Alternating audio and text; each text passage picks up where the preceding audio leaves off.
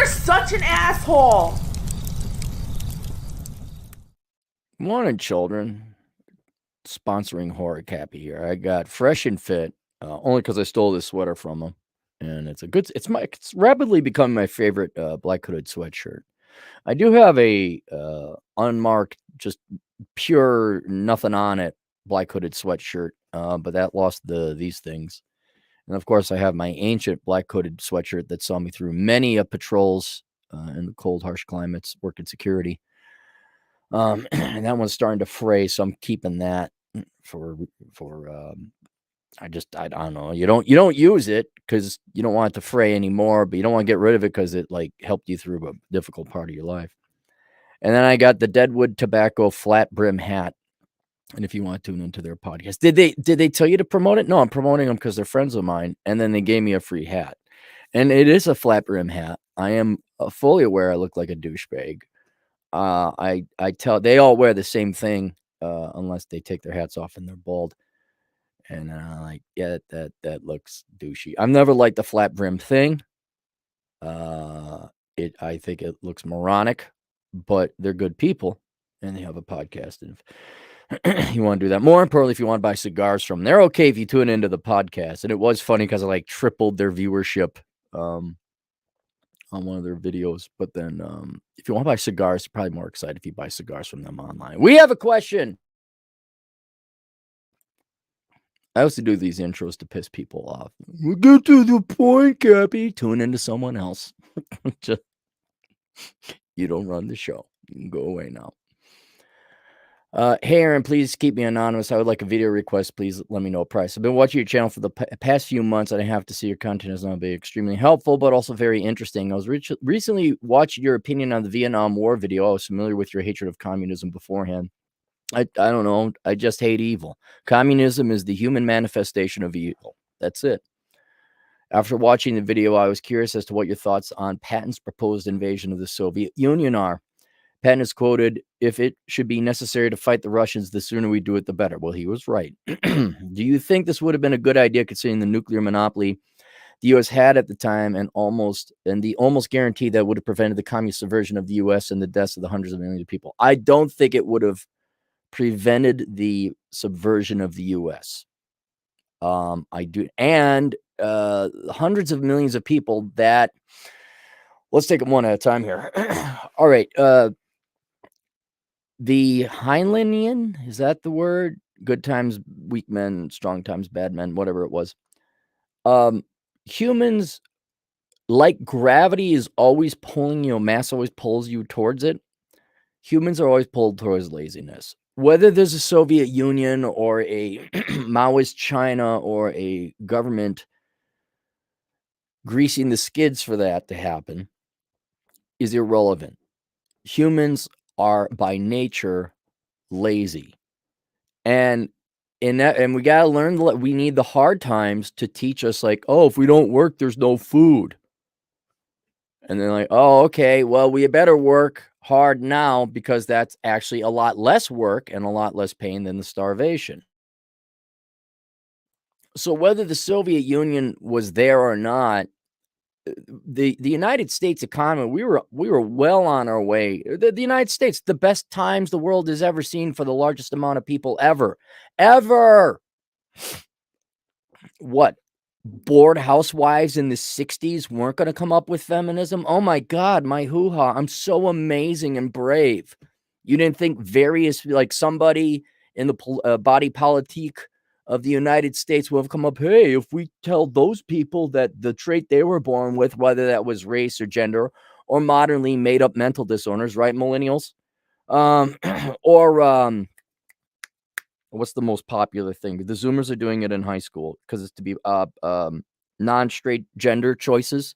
And it's a choice for 80% of you, I'd say, which is a disrespect to those who are legitimately not straight and authentically gay, bi, whatever else have you got. Me too. I'm popular. All right. It was going to happen no matter what.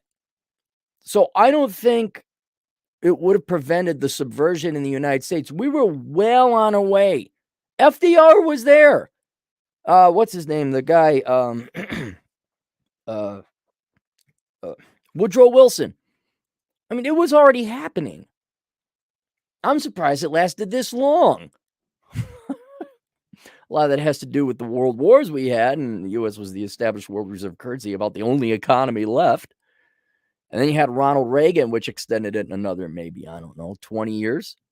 Right? But we should have collapsed a long time. The hard time should have came along, but by a perfect storm of geopolitical and economic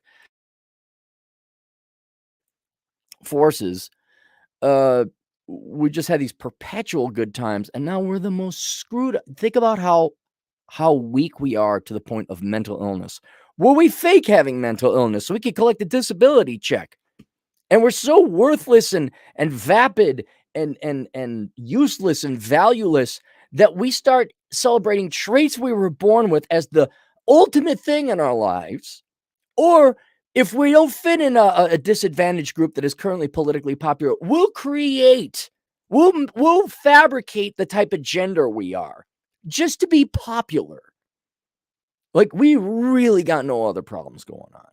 That's how we go. But that's quite literally the closest thing to the mouse experiment is the United States. It's been running for about 100 years now.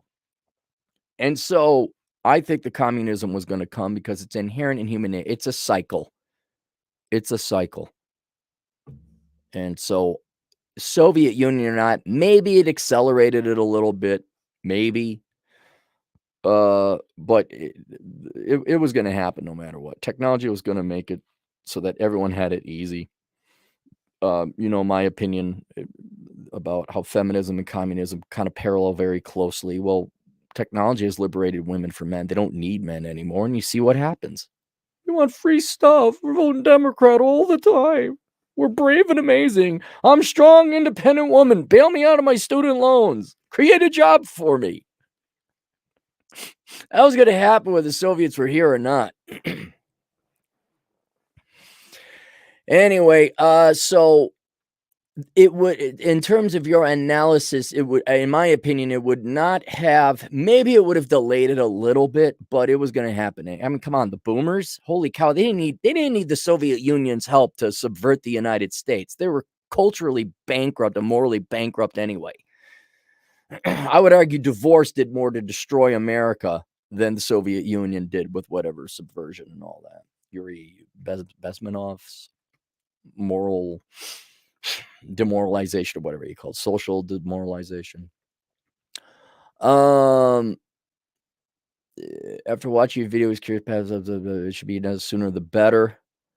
Yeah, and then so then preventing hundreds of millions of deaths. I don't think, because you have to understand that what was it? There was the 1921. I'm really stretching my knowledge of Russian history here. There were several starvations. I believe there's the 1920-21 famine, and then there was the Stalinist purges, but that all happened before World War II. So those were already. Let's take a look up the Holodomor, which Western American pansies who think communism is cool don't believe happened. Holodomor, 1932 to 1933. Look up Soviet famines. 1930, 1933.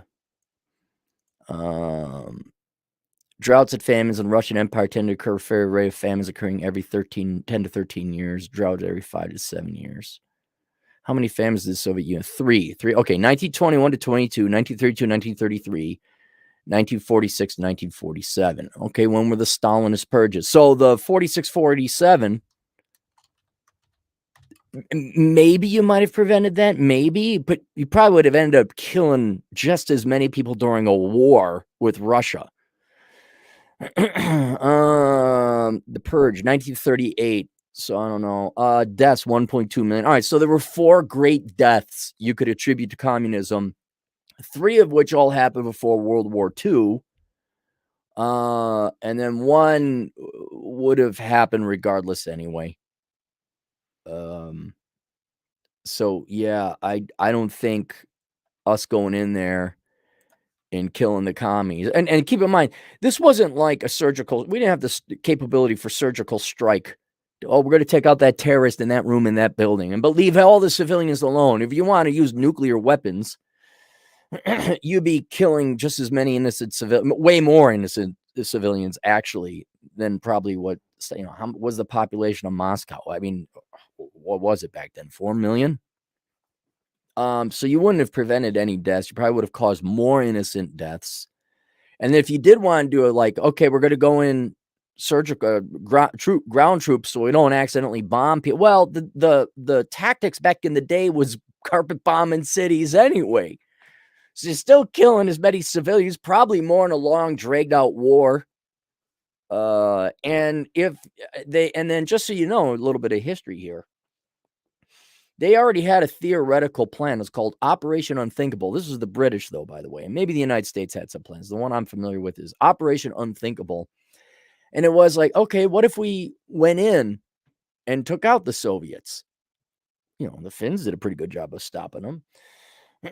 And it was more of a theoretical academic exercise, because I think the Soviets had 50 divisions and the rest of the Allies only had 17 or 18. Like, you see Saving Private Ryan and the Pacific Theater. Admittedly, the United States had the Pacific Theater, but in the European theater, the Soviets were the dominant force.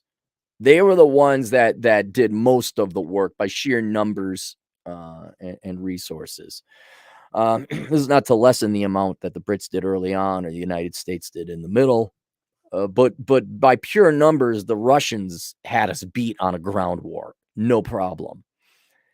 And so we wouldn't have won that. That would have caused more death. Probably would have lost it. And then you could send in. There's another problem with the nukes. There was no ICBMs back then. So how do you get your best bet? Would have been a B-29 bomber coming all the way from Vladivostok. That would be for the east side by Japan, for those of you who went to the public school.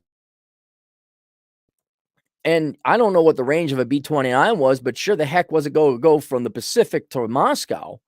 So now you got to, we got to launch it from Britain or East or Western Europe, and then you got to hopefully not get shot down. And another problem is there were no nuclear bombs left. We used the two we had, and I don't think they made one for quite a couple of years afterwards. It was the it was the classic, bluff where we dropped the two bombs we had on Japan and we yelled out, and we can do that all day. God, I hope they surrender. I mean, we could have made another one, but we didn't. We just had two nuclear. I don't know how long it took to make those two, but I'm sure we could have made more. So it wasn't like we had thousands of ICBMs. We just hit a button, it comes out of a silo in North Dakota, flies all the way over. There you go. Hey. It would have been another ground war, essentially, to get within striking distance with bombers we had back in those times. And I think the Soviets would just run right over all of Western Europe, said, screw you. They had the productive capacity. They could outmaneuver. And that was another thing is, they had all the railways. They had all the infrastructure. The production was behind the Urals. Maybe they moved a little bit forward as the Eastern Front moved more west. We had to get ours from the United States and haul it across an ocean. I'm sure they had their streamlined too. But yeah, I don't think it would have it would have resulted in more innocent death. It would not have stopped communism on our domestic shores or across the world. I think the only real successful place we had it was West Germany and South Korea, where we kind of blunted it there. But to kill it, okay, you killed the political manifestation of communism. You didn't kill human nature. You didn't kill the ideology, and it sprouted up in communist China in 1949. Now you gotta, in other words, you're fighting human nature. This is where I wrote the book Enjoy the Decline, and also Sandy is the Future of Wealth. How successful have I been in convincing humans of not being lazy? Even if the proof is in not being lazy, you expend less calories of energy. I wrote a book called Worthless 11 years ago now. That didn't stop people from majoring in dumb, lazy crap. There was the housing bubble, the education bubble. And in general, get my political or economic philosophy. It's not philosophy. It's like, hey, we should have a balanced budget. People have to work. And what have I done? As always, it's pissing into the hurricane, banging your head against the wall, convincing women that they might want to be thin and major in engineering and find love and that takes work. Who's more successful, me or any one of the many fashion, what's the word I'm looking for? Makeup, aesthetic, the whole industry, whether that's fashion, makeup, and on nails and all that. Who's more successful in convincing women of the value of hard work and sacrifice? Me or any one of you guys saying, hey, women, why don't you be thin and be nice, versus body positivity, plus size model, and plus size lingerie. Forget plus size clothes. There's that plus size lingerie. And oh yeah, you could be beautiful, girl. Get these nails and the weaves and the faceplate of makeup. They're still going to go with it, even at the expense of their own love lives and happiness, even at the expense of their own procreation. All right. And you think us knocking out Stalin and the Soviet, the CCCP, you thought that was going to stop it? It's not going to stop it. Communism is embedded in human nature. It's in human nature to be lazy and to live off of other people as much as possible as a survival strategy. They'll do it. And taking out one where it happened to be part that made it into the official government, that wouldn't have stopped it. That would not have stopped it. And so it would have, what it would have done, and look what happened. Look what happened. Look what happened to the Soviet Union. It only lasted 70 years. Now, admittedly, that's an entire generation of Russian people, and not to mention the Soviet satellites, all the republics around it. An entire generation of lives wasted. The tragedy, the hunger, the starvation, the lack of free speech, the mental illness they had to suffer under a mentally oppressive regime. Just we kind of have the Russians didn't necessarily the Soviets, I shouldn't say. The Soviets didn't necessarily suffer less economic standards of living. There was certainly that. They also suffered a mental lower standard of living. I'd say a mental illness where you gotta, oh no, it's the Soviet, everything's great. The Soviets, oh, communism, it's our new religion.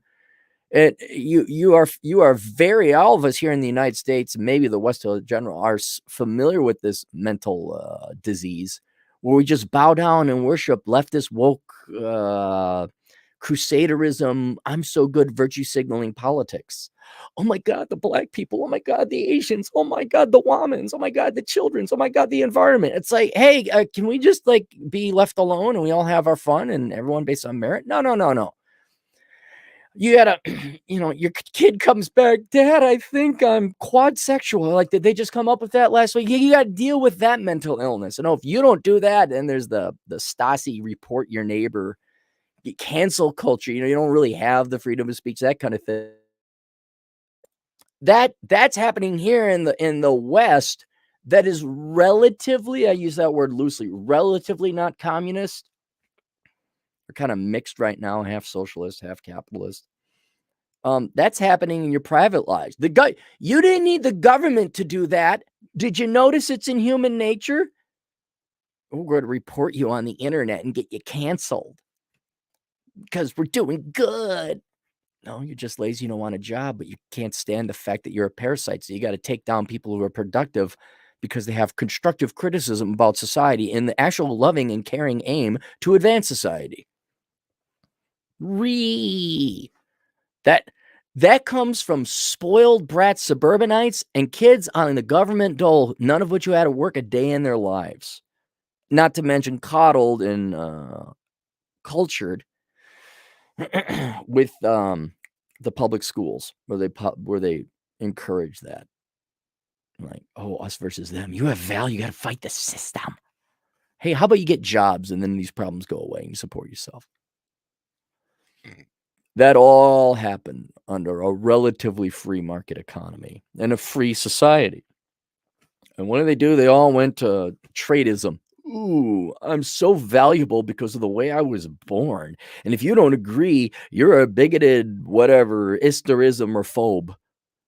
It's like, no, I hate your guts because you're lazy. It has nothing to do with your gender or the color of your skin. You're a coward hiding behind it and ruining the reputation of those people.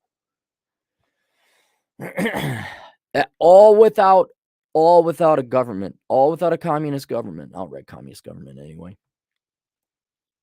And so I don't think invading the Soviets would have done a darn thing. It may have prevented 50 years. Like, it would be a long draw off. Let's say it would take 20 years. All right, so that puts you at 65.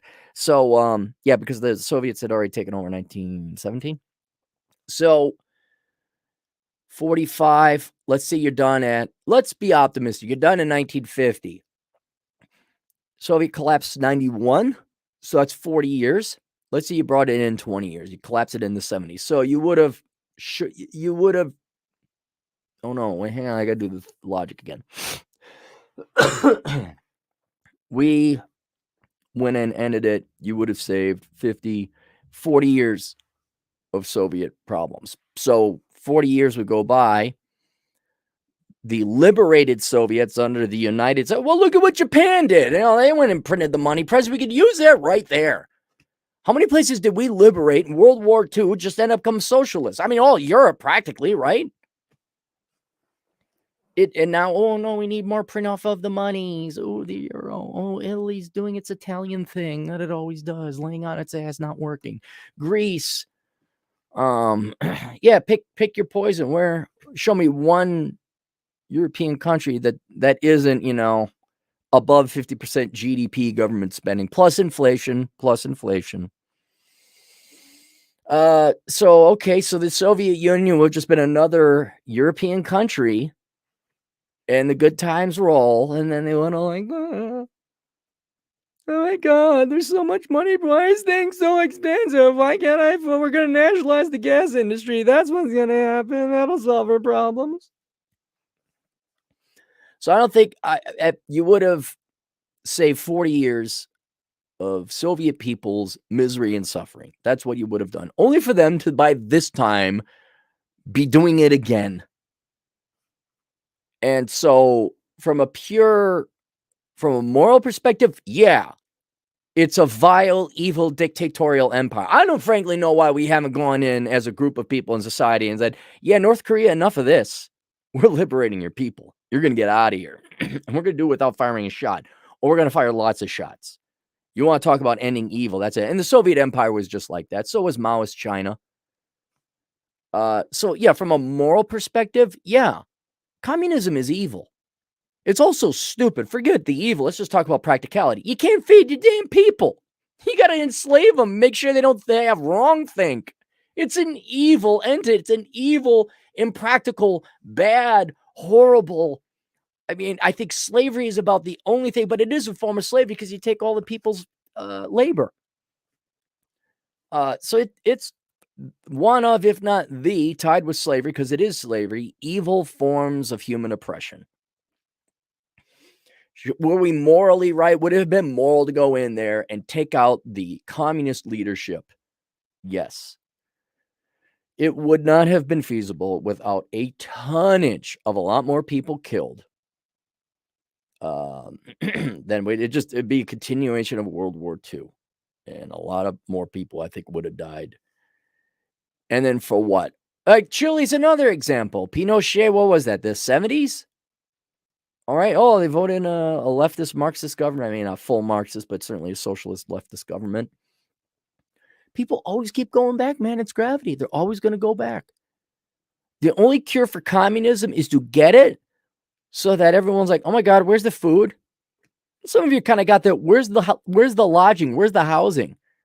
Well, we have 2 generations of useless Democrats, socialists, college-educated morons that have no skills. There should have been some tradesmen. So there should have been some truck drivers and train engineers in there. That's why you guys can't afford. And I'm not going to go over it again. You socialists wouldn't listen anyway. You're just like, oh, white males in the Senate. Yeah, that's why you don't have housing, dude. Right? Because of George Bush and Donald Trump. Right? Um, they're not going to be. It's not going to stop. It wouldn't. You need to let them have it. How do you get someone to stop drinking? You have them drink until they get very sick and hungover, and then they won't do it again.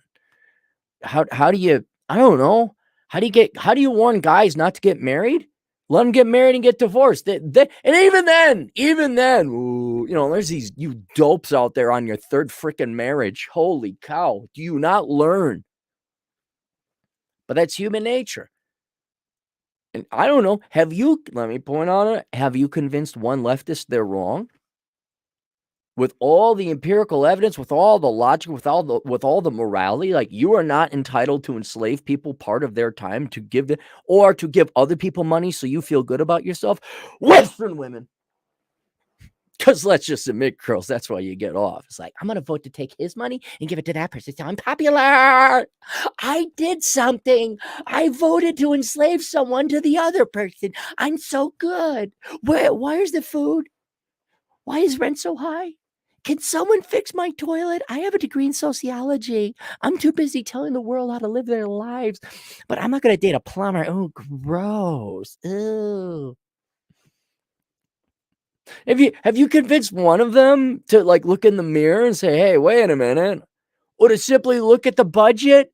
Have you convinced one? You haven't. Well, then I wonder if getting we'll just bomb them out of existence. You're not going to bomb human laziness out of the psyche, out of the genetic code. It's not going to happen. Starvation will remind people. Then they'll pass it on. And they'll tell the kids, communism is bad, kids.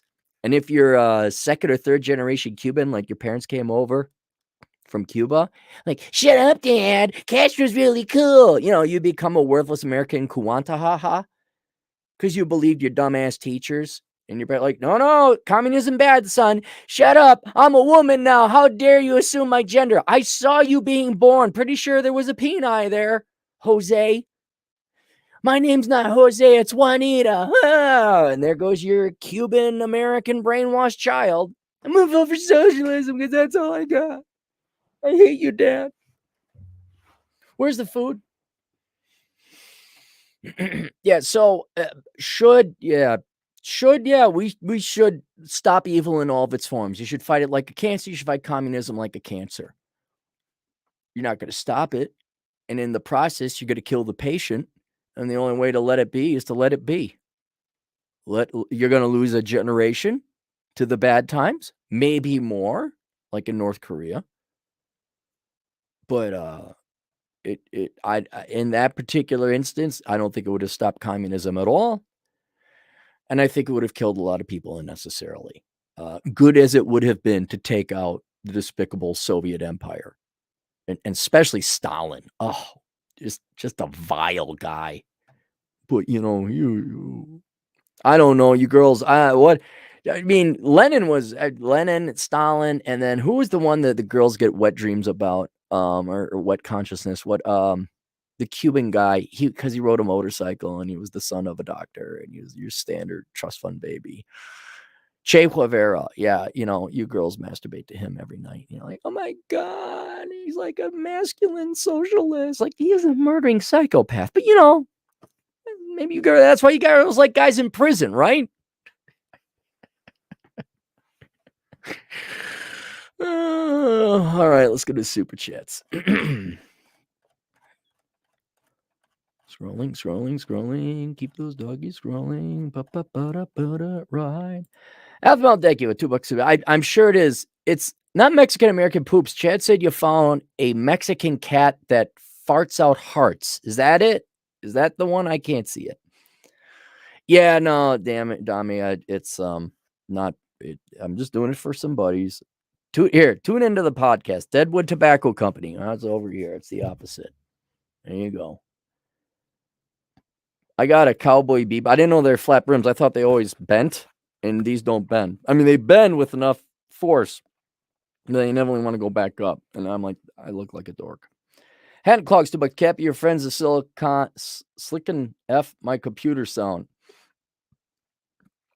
I'm sorry, Hat and Clogs. But see, it's an improvement. It's an update.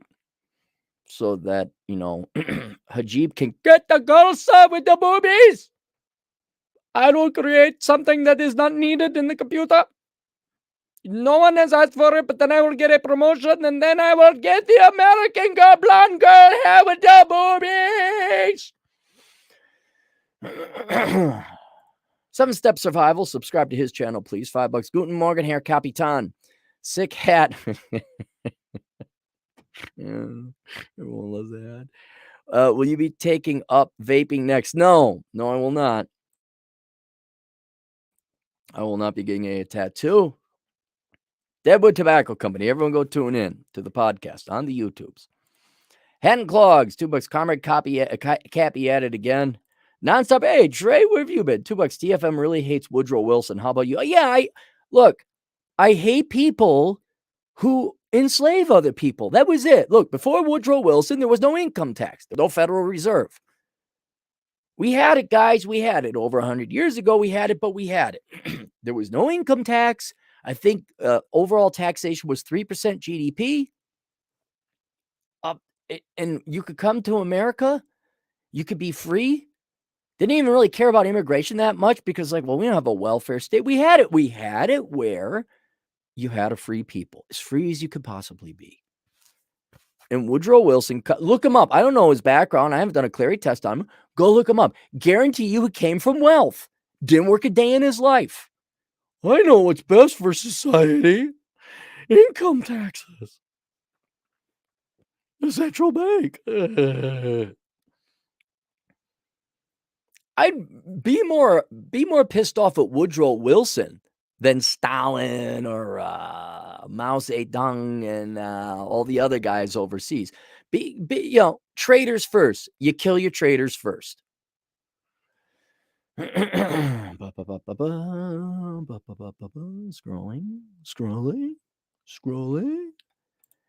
Man, this last name, Matthew Stechak. $5 donation for Quad Sexual Awareness Fund.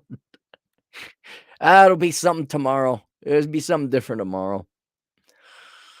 Guantanamera. Athem's getting me a Guantanamera shirt. Nonstop Dre, $2 again. What do you call Cappy when he's wet and cold? Aaron. Wet and cold? What do you call Cappy? Aaron. Wet and cold. You mean like a woman? Hey, look who's here. Marcus for 20 generous dollars from the found himself a girlfriend, Marcus Brown. I remember hanging out with Marcus Brown. Marcus Brown the first, not Marcus Brown the second. This is the original Marcus Brown. The other Marcus Brown's out here somewhere. But then Marcus Brown found a girl, and then we don't see our buddy anymore. Where'd he go? I don't know where Marcus Brown went. He was in the Navy. We understand you go into the Navy, you got basic training. Okay, we're not going to see him for a while. Then he came back. Then he found himself a woman. And then where's Marcus Brown? Not here. Not with his buddies. Oh, we see pictures posing with a woman. Oh, that's what happened. Oh, okay. All right, maybe I guess we should read what he wrote. This super chat identifies as $100 to fight inflation. God bless you, Marcus. I hope you're doing well. Give us a text sometime. If you can pull yourself away from the woman. Do you remember your friends? Remember your buddies? Yeah, us guys over here. Oh, where are you now, Marcus? Are you still in Chicago? I should text you. We got to figure out. Oh, come out to South Dakota for God's sake one of these days. All right, that's it. We'll see you guys later. Toodles.